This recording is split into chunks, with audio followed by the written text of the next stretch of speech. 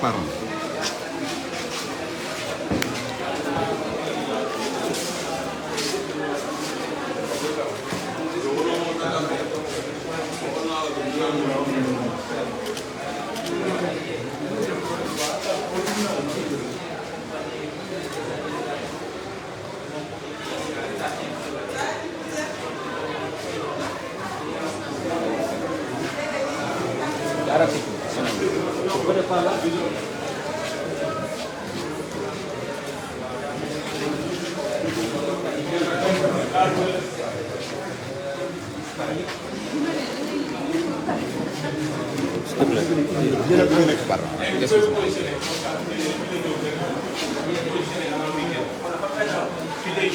fii lay ñëw waaw da ngeen di positionné.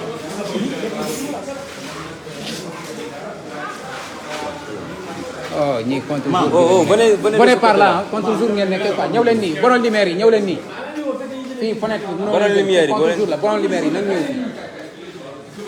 grand nañ ñëw côté yi contre jour la waaw. wàccal sëgal grand. contre jour bi day feeñ. non c'est bon. Pardon. lumière borom lumière yi. borom caméra yi nañ ñu seet lumière booy. c'est ce qu'on a dit moo tax yéen ngeen ñëw fi ñoom ñoo war a ñëw fii. oh. borom lumière ñoo leen fii borom lumière ñoo leen côté bi. côté yi borom lumière ñoo leen nii. borom caméra yi. borom lumière bi s'il te plaît. Pros.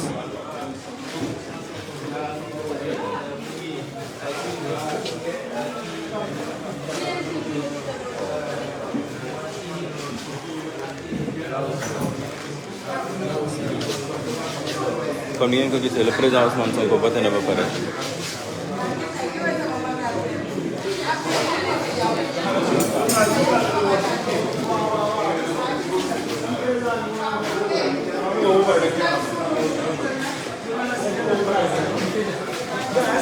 Abdou kaay. teel ma ni. waaw dawal.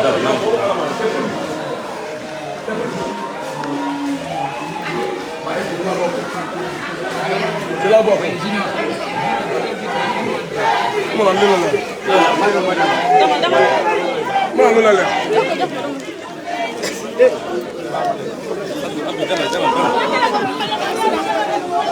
demal si kanamam. may leen ma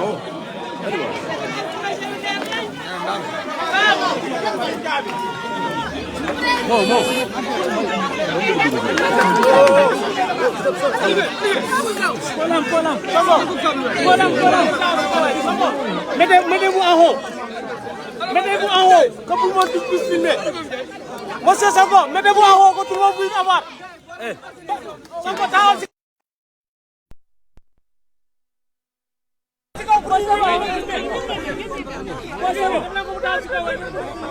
mais arrêté leen ñu def ko. merci moo na dem si kaw mais reculez un peu comme ça ngeen mën a jël s'il vous plaît.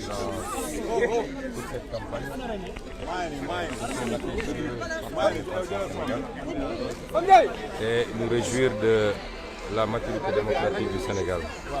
Et nous souhaiterons que cette maturité se transcrive aujourd'hui par un comportement exceptionnel également des autorités publiques dans l'organisation de ce scrutin, dans la transparence, dans l'équité et l'équilibre. Et nous en appelons personnellement au sens de la responsabilité du ministère en charge de l'organisation des élections, que tout ce qui est prescrit par le code puisse être scrupuleusement respecté, qu'on n'ait pas à nous signaler des cas de tentative de bourrage d'urne ou de trafic, de transport d'électeurs, encore moins de rupture de bulletins de vote dans les bureaux de vote. Il est important que les Sénégalais puissent s'exprimer. Appeler également ces mêmes autorités publiques au respect des résultats qui seront issus du scrutin d'aujourd'hui, parce que nous sommes convaincus que ces résultats seront largement favorables à l'opposition. En appelant à leur sens du fair play et a le sens du dépassement républicain pour l'intérêt et la stabilité de ce pays. En profiter également pour lancer un appel à toute la population sénégalaise à sortir massivement voter. On signale qu'à cette heure-ci, le taux de participation au niveau national est encore relativement faible. Je ne sais pas si les chiffres sont bons, mais en venant ici, on m'a parlé d'un chiffre qui tournait autour de 10 à 12%, ce qui serait un taux d'abstention historiquement bas. Ce qui n'est pas bon pour la démocratie, mais ce qui n'est pas bon également pour tous ces Sénégalais et ces Sénégalaises qui croient à notre projet, qui ont couru derrière nos caravanes sur des kilomètres pendant la campagne. S'ils ne sortent pas voter, tout cela n'aura servi à absolument rien, parce que habituellement, l'électorat du pouvoir, ceux qui bougent parce qu'on a donné de l'argent, qui sortent voter, c'est les électeurs conscients et consciencieux des enjeux qui ont tendance à s'abstenir, particulièrement la jeunesse. Et nous savons que c'est la jeunesse qui porte notre combat. Nous en profitons pour réitérer cet appel. Moi-même, je suis sorti sous la pluie pour venir voter. Nous pensons que qu'il pleuve ou qu'il vente, comme on l'a dit durant toute la campagne, les Sénégalais devraient sortir massivement d'ici à 18h pour que le taux de participation puisse atteindre les 60%. Justement, ne craignez-vous pas qu'avec justement ces précipitations, ça puisse avoir un impact sur le taux de participation? Théoriquement, on ne devrait pas le craindre. Parce que tout dépend de l'importance que chaque Sénégalais et chaque Sénégalaise accorde à ce scrutin.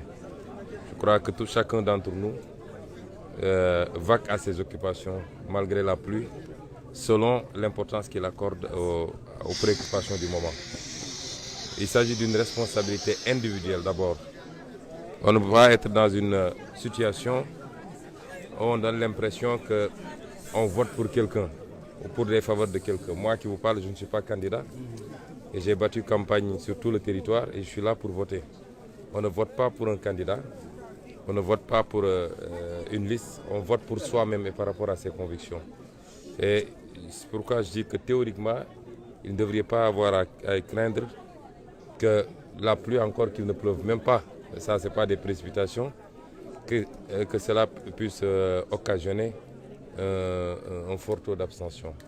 Comme je l'ai dit durant toute la campagne, habituellement les Sénégalais ne votent pas beaucoup aux élections locales, aux élections législatives. Ils ont tendance à penser que tout se joue à la présidentielle.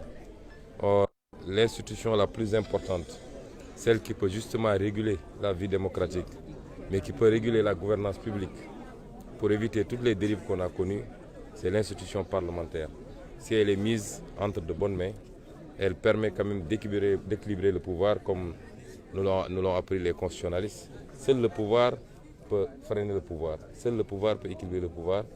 Et c'est pourquoi nous considérons que c'est la plus importante élection qui nous permettrait premièrement de pouvoir aller vers une gouvernance concertée.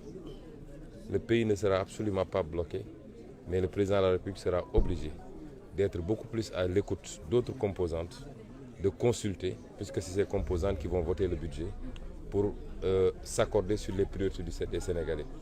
Est-ce que les priorités des Sénégalais, c'est de baisser le coût de la vie? Est-ce que les priorités des Sénégalais, c'est de créer les conditions de l'emploi pour les jeunes, d'améliorer le plateau médical, l'offre en enseignement supérieur et en éducation?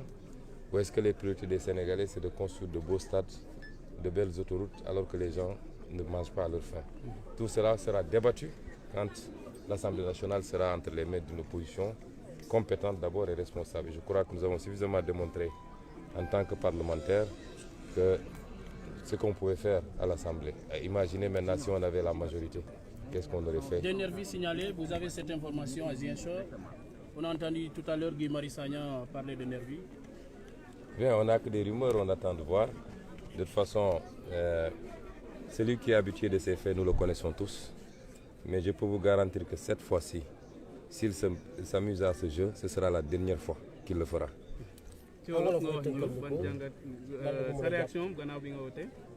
waaw de njëkk sant yàlla bi ñu may ñu fekke li may ñu it ñu jot a def campagne bu mucc ayib def ko ci Sénégal yëpp di gërëm di sant Sénégalais ci nit ñu teeroo un peu partout au Sénégal nga xam ne vous l'avez tous suivi yéen yëpp dund ngeen ko en direct muy loo xam ne defe naa ci élection législative lu Sénégalais musul gis la ci loo xam ne joxe woo xaalis organiser woo meeting da nga doon romb donc ci dëkk loolu nag dafa yokk suñu yaakaar ni que sénégalais yi won nañu gannaaw régime bi fi ne te dogu nañu ci changer waaye changement boobu pour mu am il faut que sénégalais yi génn woote wax naa ko ci campagne bi yëpp surtout jeunes yi nga xam ne foo dem nu mu tuuti 5000 10 000 jeunes dinañ topp sa caravane sur 4 kilomètres mais neen lii lépp baax na waaye am na lu ko gën mooy la carte fexe ba mu dugg ci biir urne bi loolu moo fiy jëlee régime bi daw ci caravane du ko fi jëlee xeex ak gendarme ak policier du ko fi jëlee liy jëlee régime bi dëgg-dëgg fii mooy kenn ku nekk fexe ba dugal bulletin ci urne bi pour sanctionner le régime kon ñu ngi profité lancé waat appel sénégalais yëpp nag waxuma waa Ziguinchor waaye waa Sénégal yëpp laay waxal fi mu toll nii parce que bi may ñëw dañ ma ne ñi génn gum pour wote dafa néew trop daanaka liñ ma jox ci ay lim sax bu dee loolu moo confirmé wu dina doon loo xam ne gëw ma ne ci histoire élection Sénégal mus naa faible noonu su dee nag Sénégal liñ ñu woon ci campagne bi dëgg la ci ñoom jàpp naa ne amul dara lu war a mën a justifier que du ñu génn wote ba nga xam ne fii ak 6 heures 18 heures dinañu dépasser 50 wala 60% ci taux de participation ndax bu ñu toogee seen kër yi loolu Macky Sall ak nguuram lay arrangé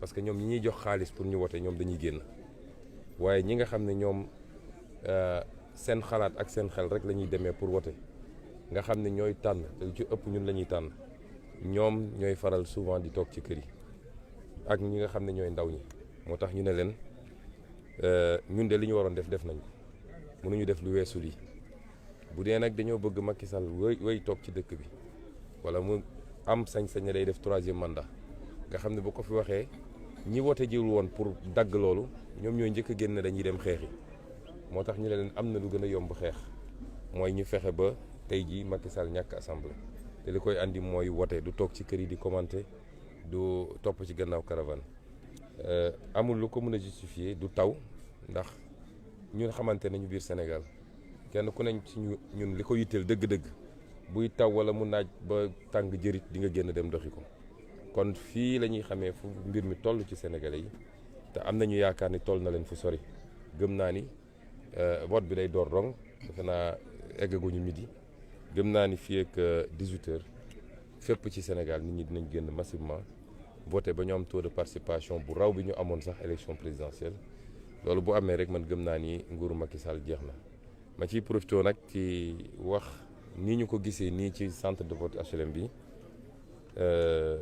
jàpp naa ni noonu lay demee fépp ci Sénégal ci tey ci dal ak ci jàmm parce que wote jarul xëccoo lépp lu ñu leen mën a may ñoom mooy xanaa li ñuy def ci koñ yi di essayer jënd nit ñi waaye ci bureau de vote yi ak ci centre de vote yi am na loo xam ne kenn dootu ko may kenn moo tax ñu ne leen am na bu ñu yëkk boo xam ne kenn du ko nangu mooy li ñuy wax transfert d'électeur wax nañ ko waxaat ko jox nañ ko consigne suñu ndaw ñëpp fii koñ bu nekk ñi fa dëkk xamante nañu kuñ fi transporté fii Ziguinchor am nay kaar yu bëri yu fi dugg dem si guddi man am na ñu ma ci xam ñoo xam ne dëkkuñu Ziguinchor xamuñu Ziguinchor élection locale lañ leen njëkk a duy ci ay kaar andi leen booy am na ñu def ak ñoom bii pa andiwaat nañ leen ku dëkkul ci koñ bi du voté ci koñ bi loolu moom na leer ñaareel bi mooy nañu fexe ba li code électoral wax nañ ko respecté bu ñu ne bulletin yi dem na ba manqué nañu fexe ba bulletin yi nekk à jour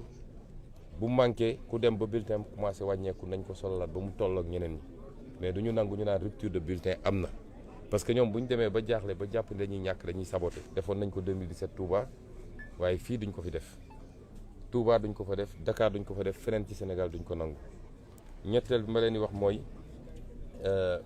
intimidation yi yooyu ñuy essayé léegi laaj ngeen ma ci nasaraan ni dégg ngeen ay waxu nervi yi ñu dugal Ziguinchor fii nag suñu dëkk la te dinañu xam ni ñoo ko moom bu soobee yàlla suñu yeboon 100 car ay nervi dugal leen Ziguinchor wax naa ni élection bi am na loo xam ne buñ ko defee tey lay mujje ñu def ko te koy def xam nañ ko waaye bu ko defee moom ci boppam dugg Ziguinchor dina ko jafeete ndax suy def li muy def moom bañ na ba du fanaan Ziguinchor dem ci guddi fanaanu fi kon la ñuy def dañu foog ni nit ñi mënuñu koo régler waaye mën nañ koo régler te jël nañ toutes les dispositions mais ma anticiper si nii lu am rek seen responsabilité la parce que élection la ñu wax voté la situation bi nekk day jóg dem tranquillement bureau de vote am voté dem ñibbi loolu jarul nervi jarul xuloo jarul xeex ñun ñi ñëpp suñu voté par dañuy dellu suñu kër noppalu ba ngoon ñu déglu résultat yi loolu warul am problème dañuy indi fii ay kaaru nervi di ñaan nguur gi nag quel que soit lu am ngoon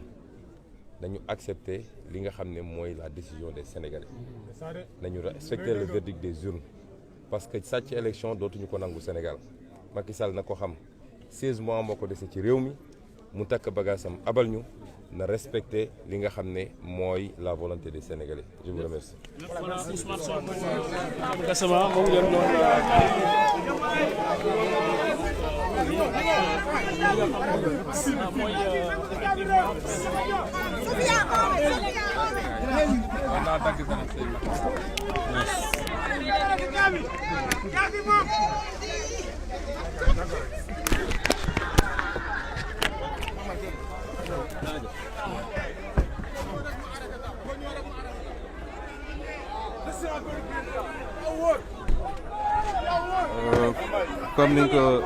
comme ni nga ko gisee waaw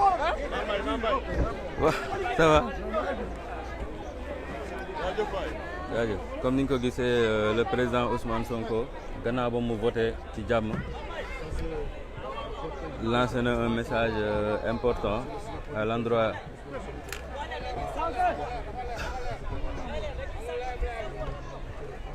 des Sénégalais des Ziguinchorois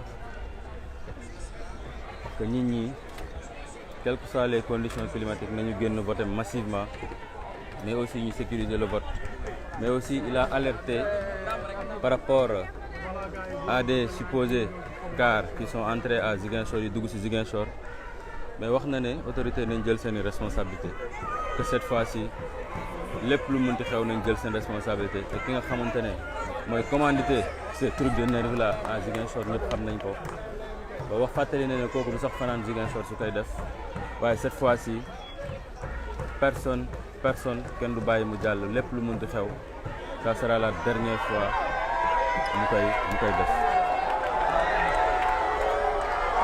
kon gis ngeen nit ñi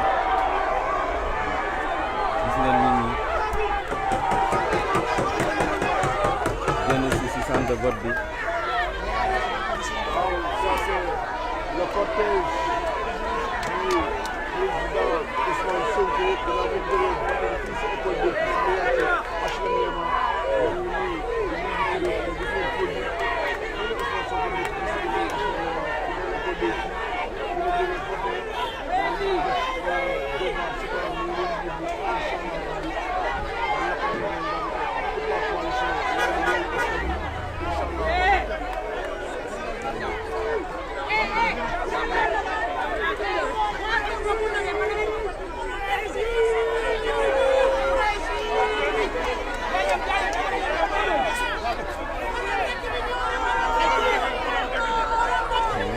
dëkk bi ñëw na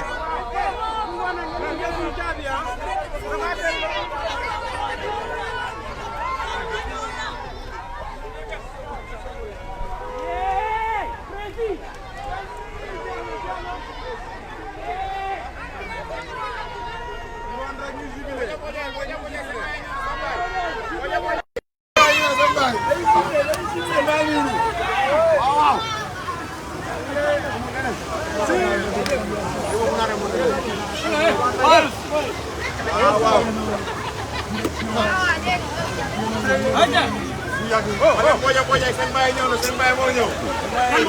Seen baay moo ñëw.